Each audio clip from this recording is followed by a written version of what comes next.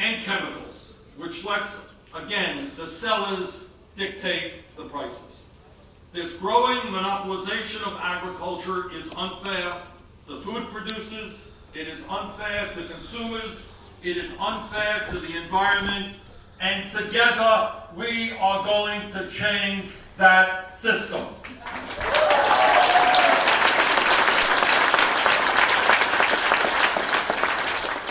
We cannot allow just 4 large companies to control 82% of the beef packing industry. 82%, 85% of soybean processing, 63% of pork packing, and 53% of chicken processing.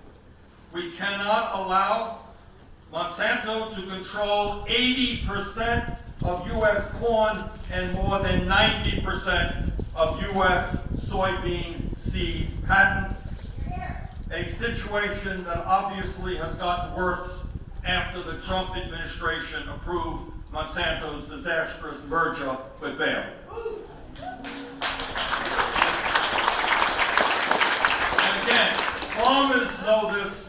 I want the people in urban America to understand this as well.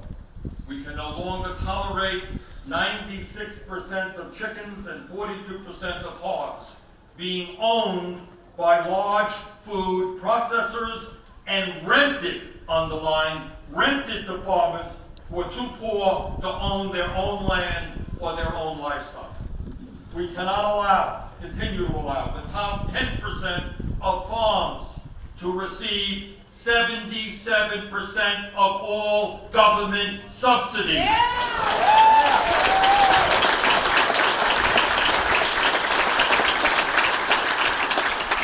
With much of this money going to absentee farm owners who live in big cities renting out their land. Here is what is going on in agriculture today. Farm bankruptcies in the Midwest are at their highest level in a decade. People whose families have worked the land for generations, who love the land, who wanted desperately to see their kids take over the farm, are being driven off of the land their families have owned for so long. But while all of that is happening, the CEO, for example, one example, who controls Smithfield Foods, one of the large agribusiness corporations in the world, received a $291 million compensation package in 2017. Family, they don't have enough money, these corporations don't have enough money to pay farmers a decent price for their product, but somehow they do have $291 million in compensation for the CEO of that company. Man, that does not make sense to me, and that is something we are going to change.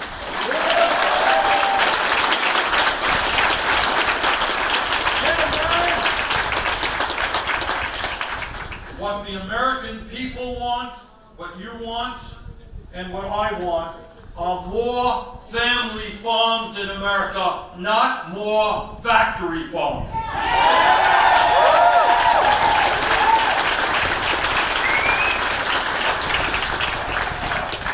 You know, Teddy Roosevelt, good Republican by the way, he was known at his time as the great trust buster.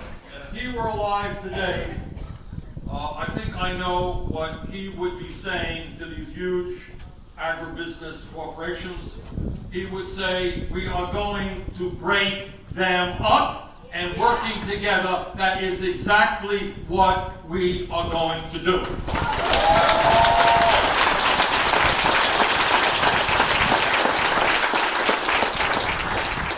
As president, I will not only impose an immediate moratorium on agribusiness mergers, I will nominate an attorney general who knows the laws of this country.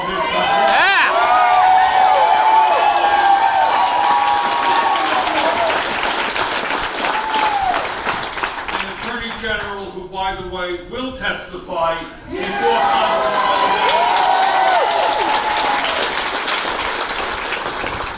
Our Attorney General will aggressively address the growing monopolization of the American economy in general, and specifically break up large agribusiness corporations.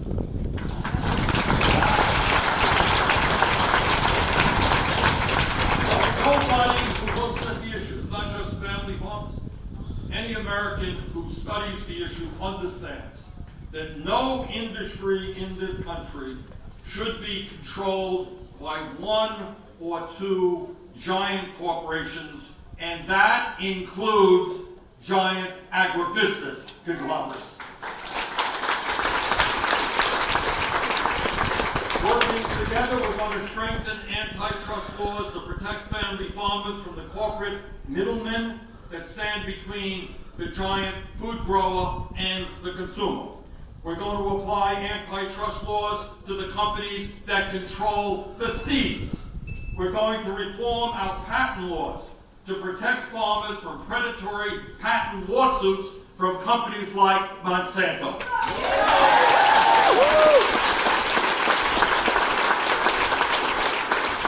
We're going to make sure that rural residents have the right to sue companies when their genetically altered crops contaminate nearby farmland.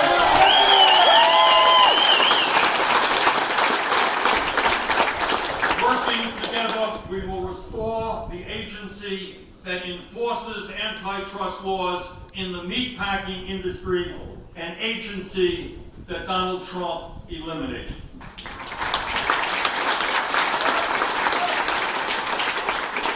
We have also got to recognize that the control large corporations have over farmers is not just about the crops, the seeds, and the livestock.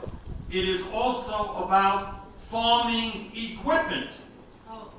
Unbelievably, and I think most Americans don't know this, unbelievably, farmers are unable to even repair their own tractors.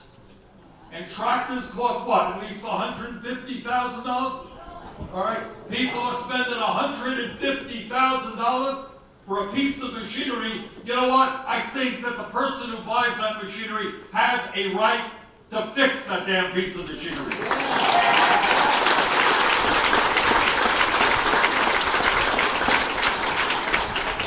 As a result of actions by John Deere Company and others, farmers can't change engine settings, they can't retrofit old equipment with new features, and they can't modify their tractors to meet new environmental standards without going through an authorized repair agent.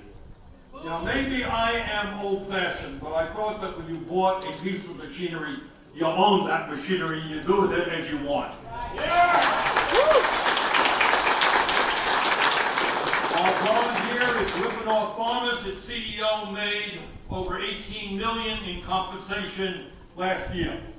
And just in passing, I might want to mention that that same company that made $2.2 billion in profit last year paid nothing in federal income taxes as a result of it.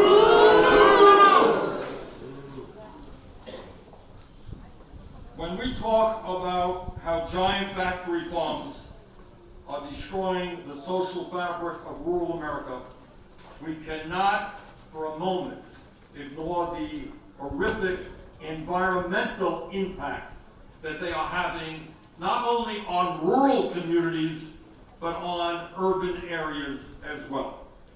Over the past 30 years, the number of factory farms in this country has skyrocketed from about 3,600 in the early 1980s to more than 19,000 today. This change has resulted in the loss of over 82% of independent hog producers from 1982 to 2007 in Iowa alone, even though the number of hogs has increased exponentially. Every day, farmers are being driven off of the land while we see the growth of massive, consolidated industrial agriculture. In Iowa alone, there are over 10,000 factory farms. That is a lot of farms for a small state. This massive concentration has caused an environmental catastrophe. Make no mistake about it, these factory farms are a threat to the air that we breathe, to the water that we drink, and to the communities in which we live.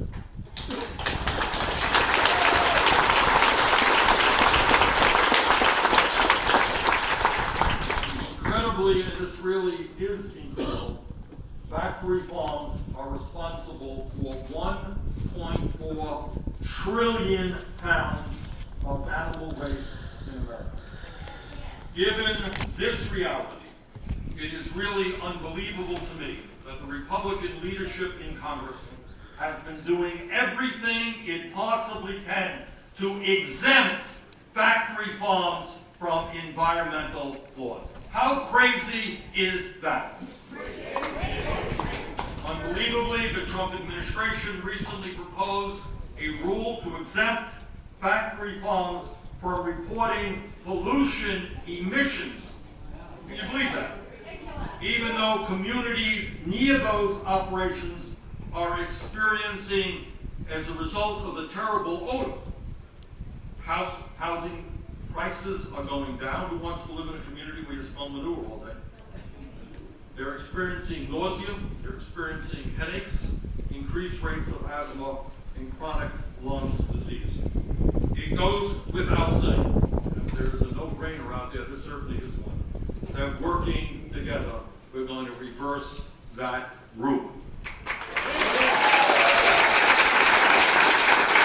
We will no longer allow factory farms to destroy beautiful communities. Working together, we will apply the full force of the Clean Water Act on factory farms.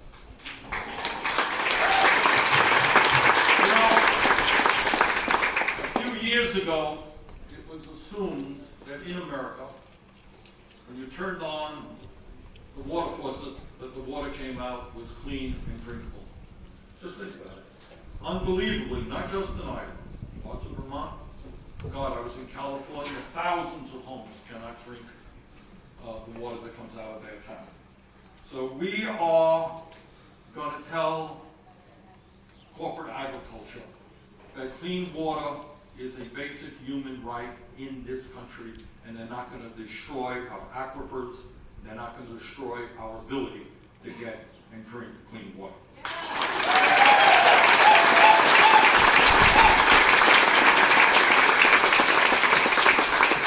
Further, we are going to regulate large factory farms under the Clean Air Act as industrial factories. Have you ever seen pictures of what some of these farms look like? They are factories for live animals. That's what they are, and they should be regulated as such.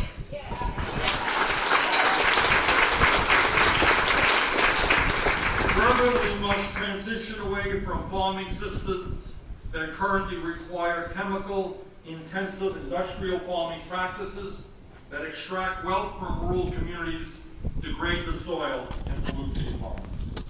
And when we talk about improving the life of rural Americans, I said this before, we can no longer tolerate a situation where powerful agribusiness lobbyists are able to create a situation where the top 10% of farmers in America get 77% of the subsidies from the USDA. Our job is for the federal government to help family farmers who are struggling, not to make the CEOs of agribusiness even richer with more federal subsidies.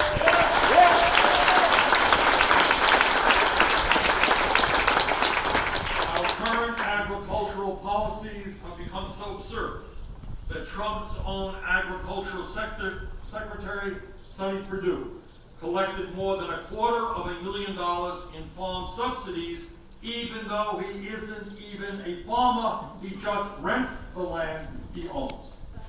It goes without saying that farmers should not be forced to sell their crops below the cost of production. That's another no-brainer. Farmers deserve a fair price for the very, very hard work they do.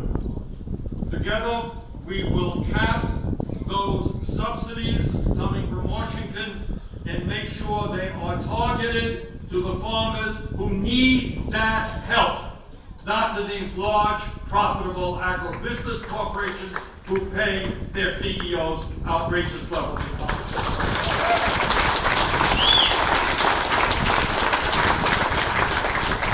When we talk about the need to ensure a fair price for family farmers, we are talking about the need for parity price floors to ensure farmers earn the cost of production plus living expenses.